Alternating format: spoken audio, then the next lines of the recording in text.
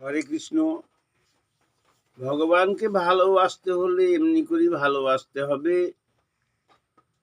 আমি আবার তোমাদের লাইকে এলাম। দেখো,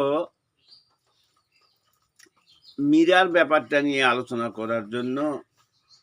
মীরা এমনি ভাবে ভালোবাসতো, গিরিধারী শ্রীকৃষ্ণ কে ভালো কিভাবে বাসতে হয় তাই শেখানোর জন্য, বা এমনি ভালোবাসা না হলে, এমনি করে ভালো না বাসলে ভগবানকে পাওয়া সম্ভব নয়। তো মীরা ছিল একান্ত কৃষ্ণ ভক্ত বা গিরিধারী ভক্ত, তাই একান্তভাবে ভালোবেসেছিলেন।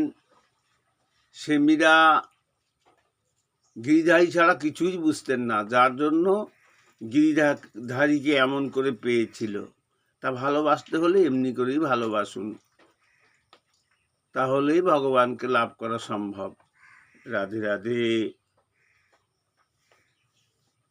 ভালোবাসাটা এমনি একটি জিনিস যেটা পৃথিবীর কারোর সঙ্গে তুলনা হয় না। টাকা পয়সা দিয়ে যা কিছু পাওয়া যায় না, কোনো কিছুর বিনিময়ে পাওয়া যায় না।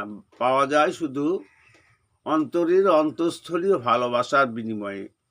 রাধে রাধে। অ্যাপসেটটি আমি এখানে রাখছি। তোমরা সবাই লাইক করো, কমেন্ট করো, শেয়ার করো। জয় শ্রী রাধে।